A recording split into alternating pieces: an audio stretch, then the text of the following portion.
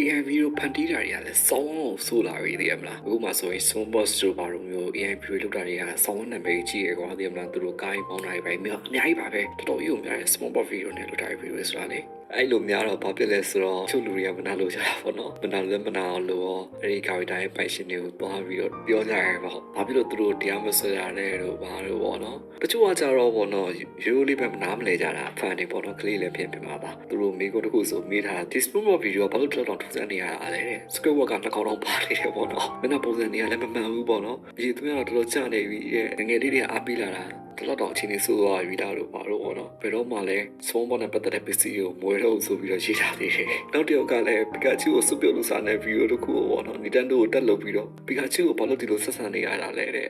တိုင်းကိုကြည့်ရတာအရင်အောင်စိတ်မကောင်းဖြစ်တယ်ပေါ့နော်ဒီဗီဒီယိုက Pokemon ရဲ့ brand အပျက်စီးစေတယ်ဟောပြောရရင်တော့ software တွေပါကွာဒီမှာ Facebook တို့ Twitter တို့သုံးတဲ့သူတွေကလည်းများလာတယ် AI ဗီဒီယိုတွေကလည်းခွဲလို့မရတော့ဘူးဆိုတော့လေတော်တော်ကြီးကိုစိုးရနေတာပေါ့နော်ဟို Nintendo လို့ဟိုကတောက်လျှောက်သူ့ရဲ့ IP ကိုတော့ကြောက်ကာဝယ်နေတယ်လို့မှကာဝယ်နိုင်စွမ်းမရှိဘူးလေဒီလို AI ဗီဒီယိုတွေကိုဆိုတော့ company တွေအတွက်ကလည်းသူတို့ရတဲ့ရထိုက်တာလည်းမရဘူးပေါ့နော်လူတွေကလည်းလှုပ်ချင်တယ်လှုပ်နေတော့ပေါ့ဒါပေမဲ့တခုတော့ရှိတာ American မှာဆိုရင်ပေါ့နော်အခု creator တွေကဒီလိုအခွင့်အရေးနဲ့ပတ်သက်ပြီးတော့အဲ့ဒီ company တို့တရားစွဲထားရဲကွာတရားစွဲတော့ကိုအမှု60တောင်ရှိနေပြီတခုတော့ဖြစ်မှသိကြတယ်ဒီလိုသာဆိုရင်ဘာမှအမှုပညာရှင်တွေဘာမှလုပ်စားလို့ရတော့မှာမဟုတ်ဘူးဒါတော့မှ AI တချင်းတွေပါအကြောင်းမပြောသေးဘူးနော်ဒါတွေကပို့ဆိုးတယ်